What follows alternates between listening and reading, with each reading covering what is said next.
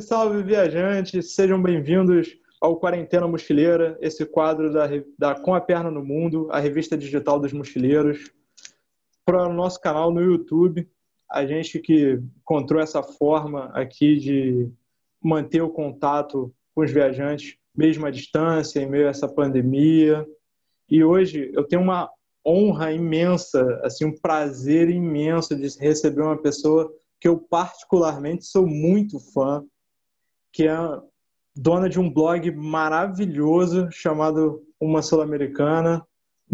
Muito prazer, Aline Rodrigues, estar te conhecendo. Muito obrigado por ter aceitado o convite. E espero Obrigada que pelo convite. a gente consiga uma conversa aqui. Que nada, eu que agradeço a sua participação. Que bom. Então, primeiramente, Aline, a pergunta que eu te faço é a pergunta central das reportagens da Com a Perna no Mundo, essas primeiras reportagens que a gente está fazendo, que é a pergunta que acho que todo mochileiro está fazendo a si mesmo e aos outros, os amigos próximos, é como a pandemia está te afetando, como ela tem te afetado. Nesse sentido de viajante, você diz?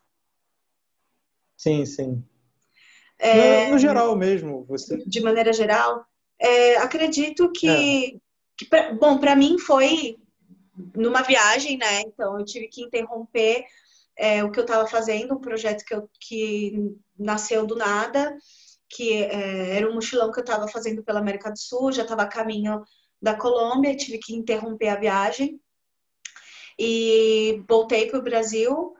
E aqui, de certa forma, eu estou aproveitando esse tempo para aprender coisas novas. Então, estou desenvolvendo habilidades agora que vão me ajudar quando eu puder sair de novo viajando.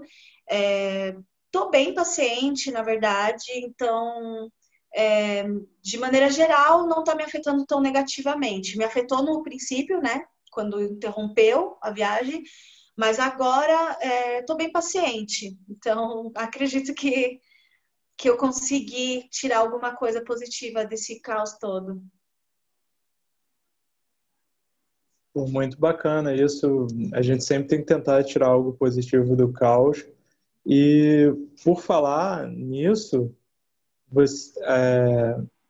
a gente está produzindo um quadro, uma seção, na realidade, do site da Com a Perna no Mundo chamado Perrengue, justamente para contar essas histórias, mais essas adversidades, essas histórias apreensivas que a gente às vezes passa no meio do mochilão, infelizmente.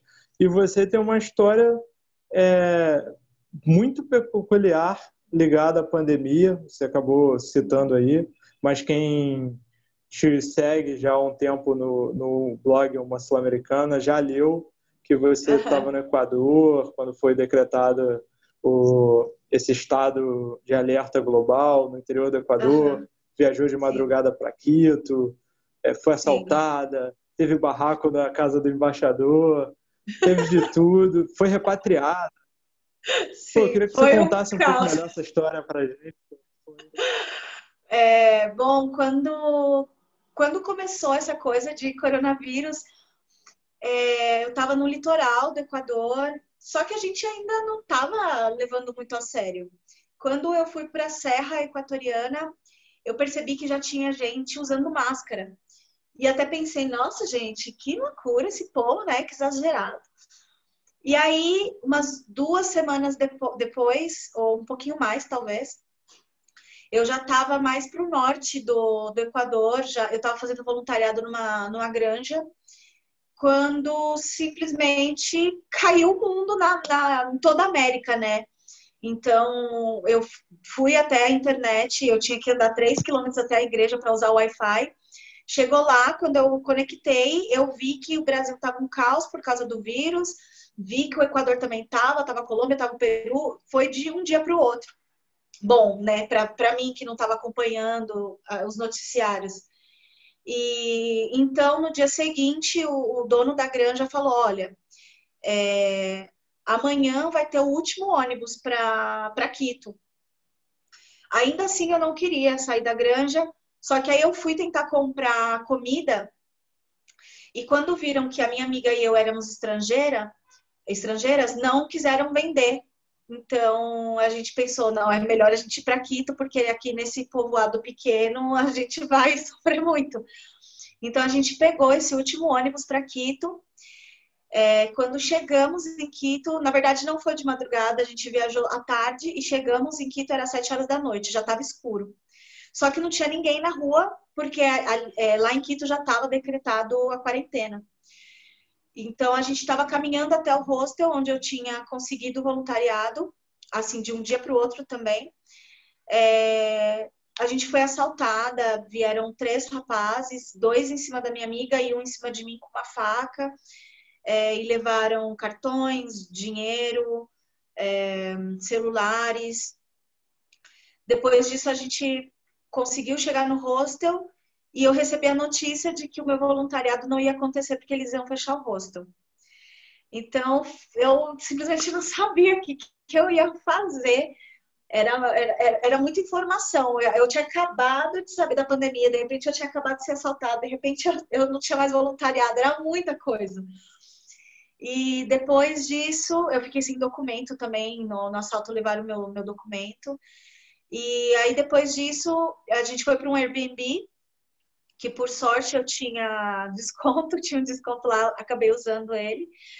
E nesse meio tempo, eu estava tentando resolver a questão da minha documentação e a minha amiga estava tentando voltar para Recife. E o embaixador, tipo, passaram o endereço pra gente, não era aquele endereço, a gente não estava conseguindo encontrar o lugar. E a gente chegou num lugar que estava escrito Embaixada do Brasil, quando a gente tocou, a gente descobriu que não era a embaixada, era a casa do embaixador. E aí a gente começou a pedir informações, tá? O que a gente faz, para onde a gente tem que ir. E era um equatoriano que estava atendendo a gente, um senhor equatoriano sem máscara. E ele falava que o embaixador não podia falar com a gente, e a gente começou a fazer um barraco na porta, tocando a campainha, pedindo para falar com o embaixador, a gente não sabia nem para onde ir. E ele falava, vocês precisam ir para a embaixada. Gente, mas onde que é a embaixada? A gente procura na internet e diz que é aqui. E a gente fez um escândalo. Eu sei que o embaixador mandou R$ 20 ou $20 para a gente poder pegar um táxi.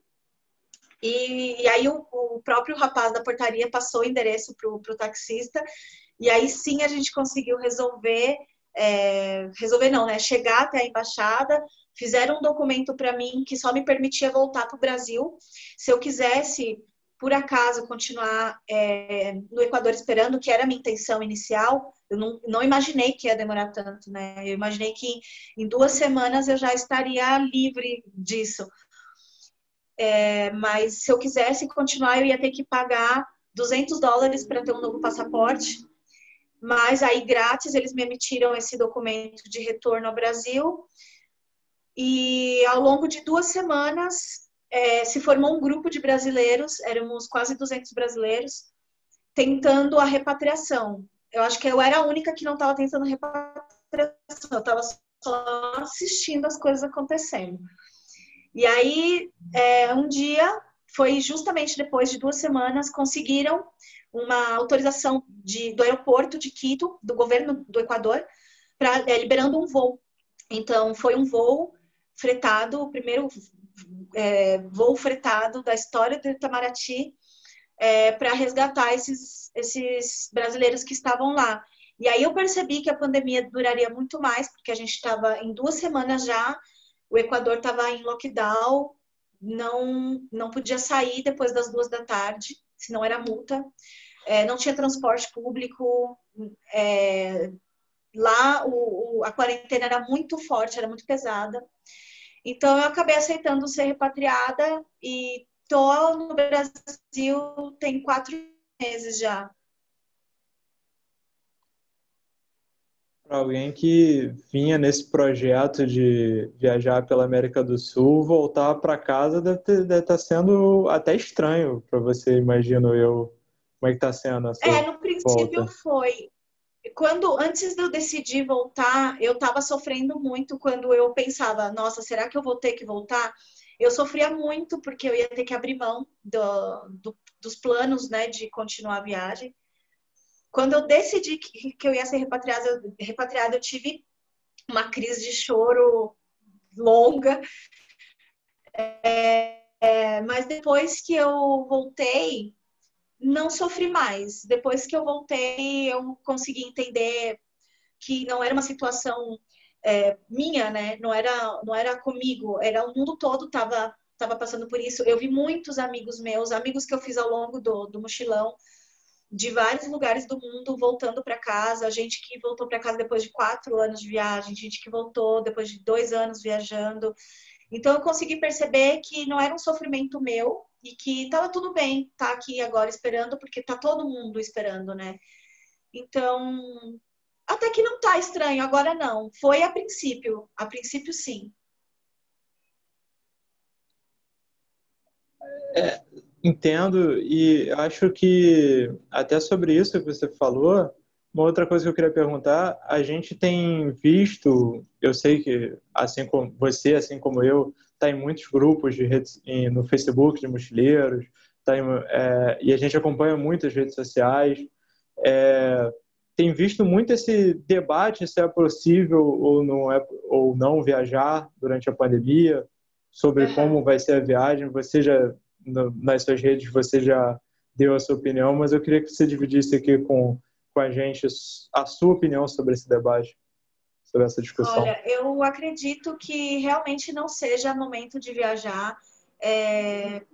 Particularmente, eu não vejo nem clima, sabe, para você viajar, enquanto já morreram mais de 100 mil pessoas no país e a gente saindo para viajar como se não tivesse acontecendo nada, especialmente porque a maioria dos lugares turísticos são cidades pequenas, são povoados e que não tem hospitais suficientes, respiradores suficientes para caso as pessoas locais fiquem doentes. Elas vão ter que se locomover até as capitais, onde já está um número muito grande, então isso vai colapsar o sistema de saúde.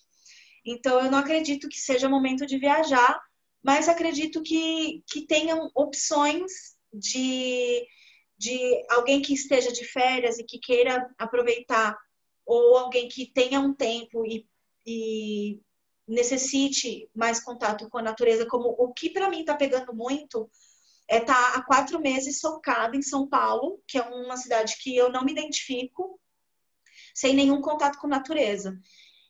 Então, eu acredito que existam algumas opções que não sejam exatamente viagens que a gente pode recorrer nesse momento.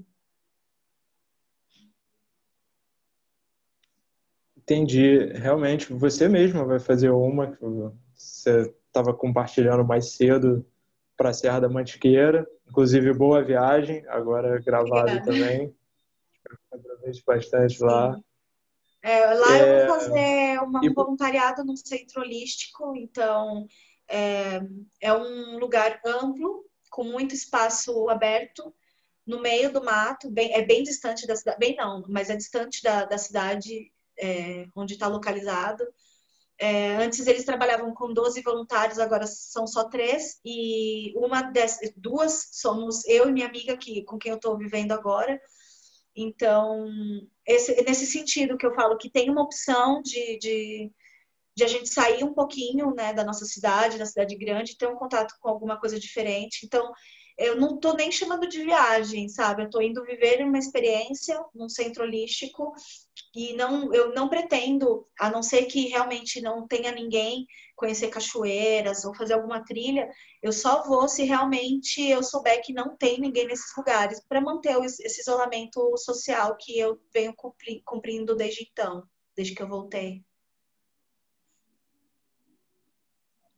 tá aí, muito bacana, um exemplo de uma mochileira que é uma grande mochileira, uma pessoa que a gente É. vê no seu rosto, Aline, que você é uma pessoa muito jovem ainda, mas quem te segue sabe que você já tem muita história para contar, já passou por muita coisa. A gente contou ainda agora um perrengue, mas já passou por muita coisa bacana também. E Sim. eu queria saber um pouquinho mais como isso começou, como e quando você começou a ser mochileira, como foi esse início e como surgiu a ideia do blog também, uma Sul-Americana, que é um blog maravilhoso. Obrigada. É, acredito que o meu contato com viagem começou na lua de mel, quando eu me casei em 2011. Só que eu nunca tinha viajado e fui para Bariloche sem falar nem olá em espanhol.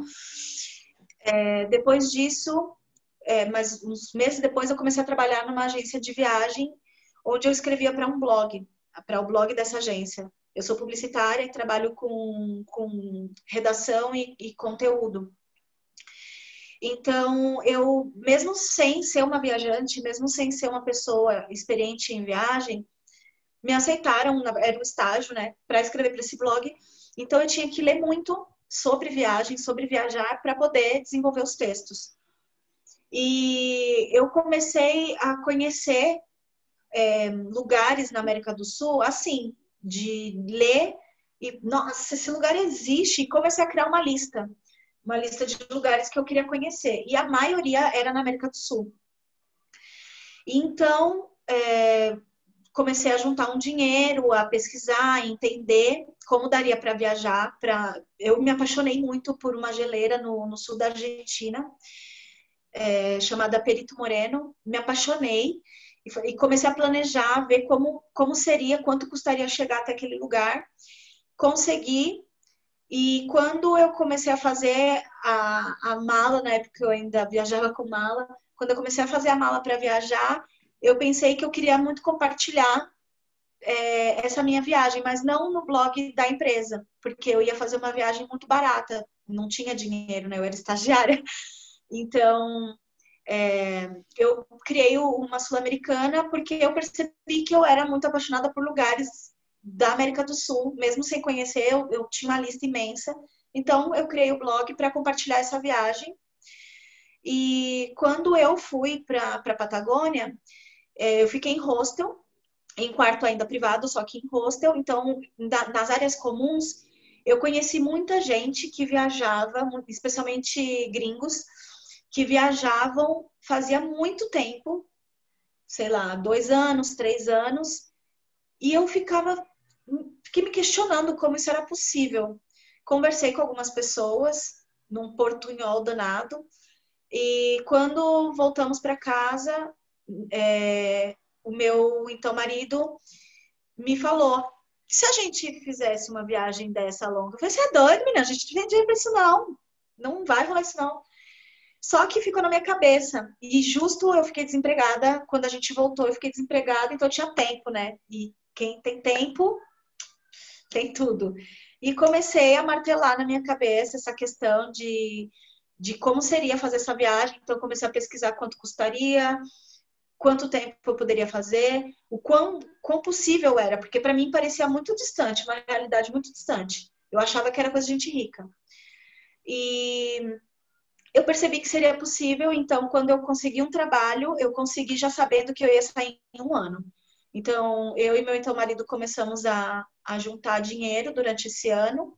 Quando deu 1 ano certinho, eu pedi demissão e nós saímos para fazer a primeira viagem de mochila na América do Sul. A gente deu uma volta na América do Sul, só que eu fui aprendendo a mochilar no caminho. Então, eu cometi muitos erros, gastei muito dinheiro que não precisava, deixei de economizar porque não sabia como fazer. Então, a gente voltou, tentei me encaixar de novo na vida comum que eu levava, surtei, não deu certo, tive crise de pânico e tudo. Justo nessa época da crise de pânico, eu consegui um trabalho remoto. Então, eu trabalhava da minha casa e isso me deu a oportunidade de viajar mais. Então, eu comecei a viajar muito e voltar. Então, eu saía, passava 2 meses viajando, voltava, ficava 3 meses, saía de novo. E assim foi. Então, eu fui pegando nessas viagens menores, eu fui aprendendo, além do mochilão, muitas maneiras de economizar, muitas formas de viajar. Conheci muita gente que me ajudou nesse processo. E no ano de 2019, no finalzinho de 2018, eu e meu então marido rompemos a relação E eu saí de casa, porque eu tinha esse trabalho online, não necessitava ficar em São Paulo, que era um lugar onde eu só voltava porque ele tinha um trabalho fixo.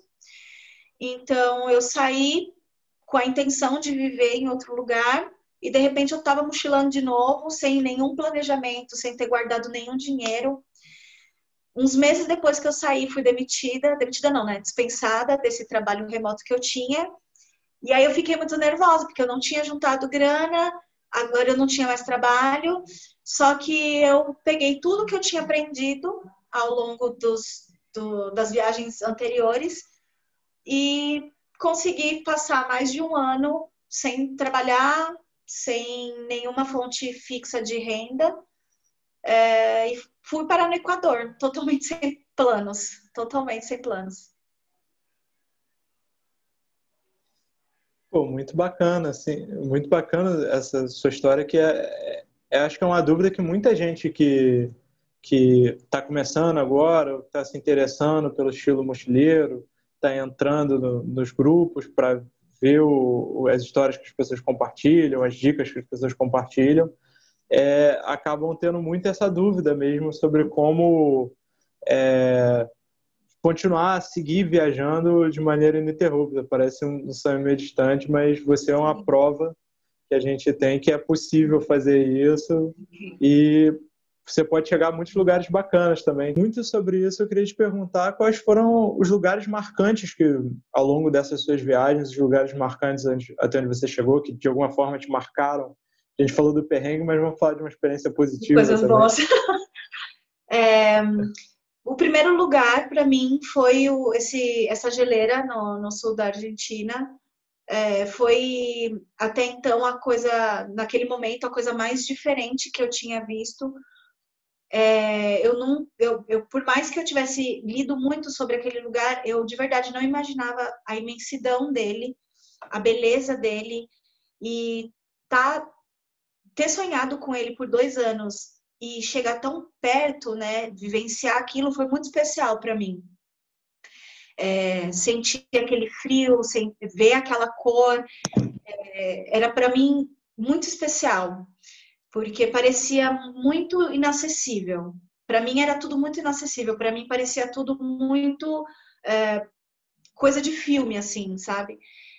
Depois, acredito que um lugar muito marcante tenha sido Cusco, e não Machu Picchu, mas Cusco. Acredito que eu me identifique muito. Eu acho que eu me identifico muito com aquele lugar.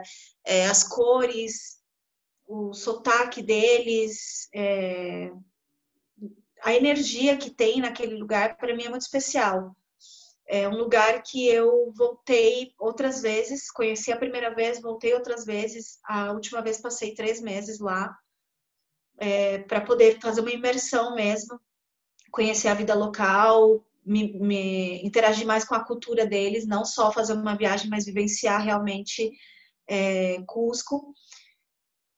Outro lugar muito marcante para mim, que não foi exatamente por beleza, mas um lugar marcante sobre mim, falando sobre mim, um lugar onde eu mudei muito, que foi muito decisivo para mim, que foi Valparaíso, que foi para onde eu fui depois, assim que eu e meu ex nos separamos.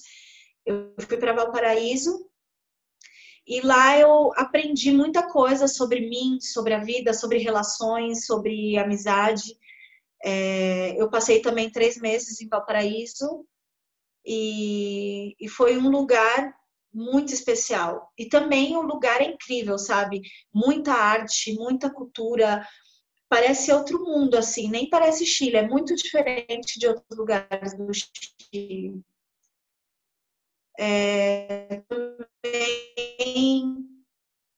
Também Montanhita, que fundo é incrível, muita festa. Quando eu estava em Montanhita, no Equador, eu já tinha feito um monte de amigos no caminho e meio que todo mundo estava lá porque era verão, então todo mundo estava ali, então eu era amiga da cidade inteira, era uma cidade cheia de amigos. Então eu não tive nenhum dia difícil, nenhum dia. Eu passei 2 meses lá e todos os dias eram incríveis. Todos os dias eu estava rodeada de gente incrível, tinha muito amor o tempo inteiro, muita festa, nunca dancei tanto. Eu acredito que foi o período mais feliz que eu já vivi. E agora, falando de beleza, de realmente viagem no sentido de turistar, né? Para mim, a Patagônia é sensacional. Voltei lá muitas vezes e voltarei sempre que eu puder, sempre que eu tiver qualquer oportunidade. Vivi muita experiência linda ali, então, muita paisagem surreal, lago, geleira, vulcão. Fiz muita carona ali. Não foi ali que eu fiz a primeira vez, mas ali eu acredito que eu ganhei muita confiança de viajar de carona, especialmente sozinha. Foi um lugar incrível, incrível. De norte a sul da Patagônia, todos os buraquinhos daquele lugar são incríveis. E também o altiplano andino, que é a região que compreende desde o norte da Argentina e do Chile, passa pela Bolívia até o sul do Peru, que inclusive inclui, que inclui Cusco. O altiplano é incrível. A energia do altiplano é sem igual. O céu parece mais baixo, parece mais azul. Você sente uma vibração positiva a todo momento. As paisagens são incríveis também. Então, tem montanha colorida, tem um monte de ruína, tem o deserto do Atacama também, que é absurdo. Tem o Salar de Uyuni, que é também de outro planeta. Então, essa região do altiplano, para mim, é a minha preferida, até mais do que a Patagônia, que é um lugar também que eu já voltei várias vezes e voltarei sempre que eu puder. Inclusive, viveria, apesar de ser alto e frio, eu viveria naquela região por causa da simplicidade e por causa da energia que eu sinto naquele lugar. Pô, você falando assim, dá vontade da gente sair viajando já de novo pela América do Sul. Essa é a minha intenção. Até é difícil manter a compostura. Essa é a minha intenção. Mas uma curiosidade. Então, sobre isso que eu ia te perguntar. Uma curiosidade até, você que já viajou por tantos lugares, qual lugar assim você acha que ainda falta você conhecer? Você ainda quer muito conhecer além do caminho, mas um lugar que você pensa, pô, esse lugar também eu quero muito ir para lá ainda. Falando em América do Sul? Você é livre, pode ser qualquer lugar. Bom, então focando em América do Sul, eu quero voltar nos lugares que eu conheci na primeira volta que eu dei, né? Porque eu não sabia muito bem viajar, então não sabia muito bem explorar os lugares e não sabia exatamente vivenciar esses lugares. Então eu gostaria de voltar, passar mais tempo no Caribe, por exemplo, porque quando eu fui, eu não tinha dinheiro e não sabia fazer as coisas direito, né? Fazer as coisas acontecerem mesmo sem grana. Então eu explorei muito pouco do Caribe e eu gostaria de voltar e vivenciar mais, explorar a Colômbia como eu não consegui explorar em 2015. Tenho muita vontade de conhecer a Venezuela. Só que falando de maneira geral, eu sonho em conhecer o mundo todo. Eu tô com um negocinho aqui, uma vontade de dar uma volta ao mundo. Só que se eu pudesse escolher só um lugar, eu gostaria de ir para a África, de explorar a África. Pô, muito bacana e realmente um destino que acaba por muitos motivos econômicos, assim, um certo preconceito, a gente ouve pouco falar, mas todas as pessoas, eu nunca tive na África, mas todas as pessoas que eu li compartilhando relatos de lá são lugares absolutamente sensacionais, são paisagens sensacionais, pessoas, é o berço do mundo. Sim. E também um dia espero poder ir para lá. Ai, tomara que a gente consiga. Quem sabe a gente não se esbarra lá. Não é? Tudo é possível. O mundo é muito pequeno, a gente aprende isso. Verdade. Aline, a gente já vai caminhando aqui para o fim. Eu queria primeiro fazer duas perguntas que são um jogo bem rápido mesmo. São duas matérias que vão ter agora na Come Perna no Mundo, assim que a gente estiver lançando o site. E tem duas perguntas centrais, se você já puder deixar a sua contribuição. A primeira é: qual o melhor destino para viajar depois da pandemia? De novo, pergunta absolutamente livre, pode escolher qualquer um. E a segunda: que experiências todo mochileiro um dia vai passar, que vai virar um conteúdo interativo bem bacana? Que experiência todo mochileiro vai viver? Um dia. Bom, a primeira pergunta, acredito que quando a pandemia estiver controlada, mas ainda caminhando vacinação, que vai durar muitos anos, eu acredito que, como brasileiros, a gente deva priorizar o Brasil por dois motivos.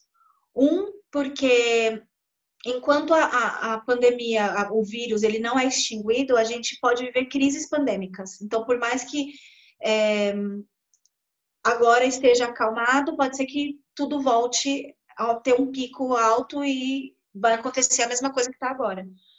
E eu não recomendo viver repatriações. Então, estando dentro do Brasil, acesso à saúde, chance de voltar para casa, é tudo muito mais fácil. Eu tenho amigas que passaram 2 meses presas em outro país tentando voltar para o Chile, e é bem traumatizante isso, né? Eu tive a sorte de ser só 15 dias, mas elas passaram 2 meses esperando.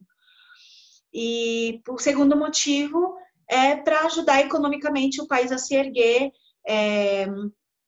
Muitas cidades que vivem só disso, como Gramado, Bonito, Alter do Chão. Então, esses lugares que vivem de turismo, eles vão precisar da nossa ajuda, e acredito que, sendo um pouco nacionalista, a gente pode contribuir, fazer a nossa parte nessa ajuda. E a segunda pergunta, que é qual experiência todo mochileiro vai viver, vai acabar vivendo, acredito que quer entender que o mochilão, ele não se trata de lugares, ele não se trata de destinos, não se trata de chegar em algum lugar, mas se trata de como você vai chegar, de quem você vai encontrar no caminho, e do que você vai viver até chegar nesses lugares.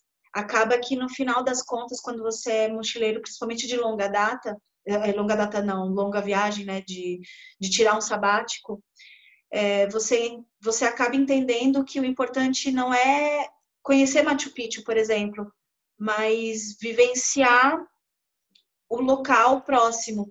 Ou tudo bem que você não consiga fazer a travessia do Salar de Uyuni, mas que é legal, é bacana você ir até o pueblo de onde saem os tours. Então, que tá tudo bem se você não tiver dinheiro para conhecer esses lugares, porque eles, de verdade, no final das contas, não vão fazer tanta diferença, de verdade. Muito obrigado pela contribuição, Aline. E Imagina. eu sei que já estamos se estendendo aqui, mas ainda vou te pedir mais dois favores para mim e acho que para todo mundo que for assistir, porque você é uma pessoa que realmente tem com perdão do trocadilho, uma bagagem muito grande para compartilhar com as pessoas. Então, pedir algumas dicas. A primeira é: a gente sabe que vê muito pelas dúvidas das pessoas, por quem a gente conversa durante as viagens, que tem muitas mulheres que têm medo de viajar, principalmente viajar sozinhas, por causa do mundo que a gente vive, infelizmente. Mas você rompeu essa barreira, é uma viajante, já conheceu muitos lugares, como falou ao longo de toda a entrevista, quer conhecer muitos lugares ainda mais. Eu queria que você deixasse uma dica, principalmente para as mochileiras, sobretudo as que estão começando agora, que querem vencer essa barreira, começar a viajar sozinhas. É o que você pode dizer para elas? Assim, os nossos medos, eles são mais de coisas que nos contam do que realmente de experiências que a gente vive, que sejam ruins, né? Então, quando você rompe isso e sai por si mesma para descobrir o mundo, você percebe que não é tão perigoso assim. Não que seja totalmente seguro. O perigo, ele existe, mas não da maneira como a gente acredita, sabe? Eu aprendi que existem muito mais pessoas boas do que más, existem muito mais momentos bons do que ruins. Então, que você vá por si mesma descobrir se o mundo é seguro ou não. Não ficar só ouvindo que é perigoso, é perigoso, é perigoso, mas o que é perigoso? Deixa eu ir lá descobrir isso. E que você vá vivenciar essa experiência e que sozinha você também vai ter oportunidade de se conhecer de uma maneira muito mais profunda, muito mais verdadeira, sem nenhuma referência, sem ninguém para te dizer como você é. Então você toma uma decisão, não vai ter ninguém para falar, ué, mas você é assim, você gosta disso? Quando você está sozinha, você tem liberdade para gostar, para mudar, para não gostar mais, porque você não tem nenhuma referência sobre você. Então, é o momento onde você mais se conhece e não tem como ter medo disso, porque é a experiência mais linda que eu já vivi, foi a melhor decisão que eu já tomei na minha vida. Já passei, já senti medo na estrada, claro, momentos que eu estava sozinha na estrada, estrada literal mesmo, momentos que eu achei que eu não ia conseguir uma carona, momentos que alguém me assustou, alguém me transmitiu medo. Só que na tua cidade você também vive isso, com certeza. Como mulher, você caminha na rua olhando para trás para ver se tem alguém te seguindo ou não. Você também aperta o passo quando já escureceu. Então, já que é para ter medo, vai ter medo sendo livre, vai ter medo se conhecendo e conhecendo o mundo, conhecendo outras pessoas.